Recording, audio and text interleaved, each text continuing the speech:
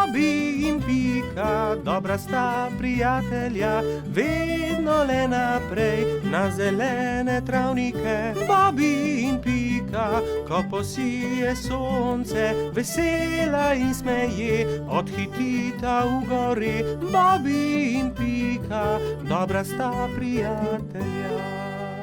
Nogometna tekma.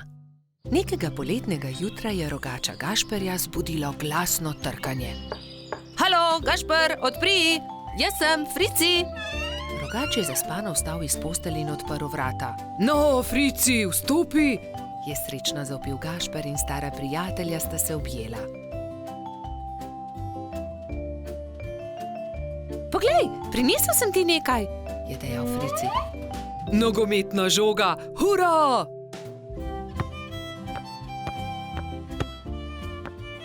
Ampak za nogomet potrebujemo moštvi, ga je opozoril Frici. V redu, sestaviva ekipi. Povejva vsem, je predlagal rogač. Po zajtrku sta se Gašper in Frici odpravila na pot. Potrkala sta pri vseh.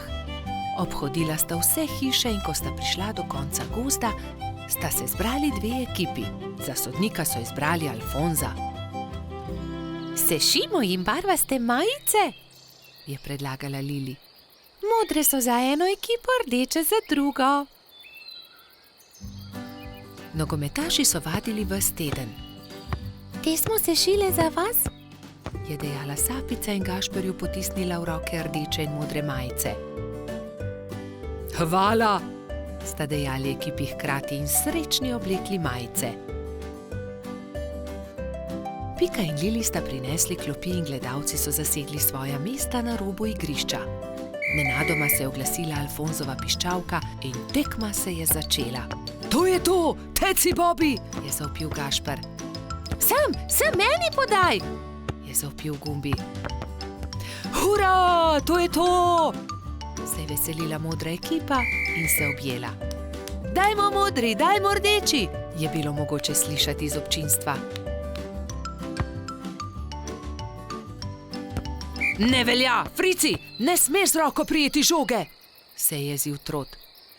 Res je, Baltazar ima prav, ne krši več pravil, Frici, je strogo dejal sodnik Alfons. Tekma se je vznemirljivo nadaljevala. Tudi rdeči so dosegli 2 gola, modri tudi, tako da je Gašperjeva ekipa vodila že s 3-2, ko se je igra spet ustavila. Frici me je spotaknil, se je pritoževal Gumbi. Da, tudi jaz sem videl, je dejal Alfons. Frici, če bo še enkrat kršil pravila, te bom izključil. Kazalo je na zmago Gašperjeve ekipe. Frici se je nenadoma razjezil. Poglej me, zdaj bom zadel, je zavpil in odrinil Bobija, vendar je od sunka padel tudi sam in v bolečinah zavpil. Moja roka, joj, moja roka! Vsi drugi so stekli k njemu. Hitro stečem po doktorja Sovo, je dejala Sapica in se že odpravila. Če te ne bi bolela roka, bi te najraje izključil, je dejal Alfons. Grdo si porinil Bobija. Da, vem, se je kesajoče oglasil Frici. Kako zelo boli. Prispel je doktor Sova. To je zlomljeno, moram jo dati v mavec. 4 tedne boš nosil mavec, na to ga bomo sneli.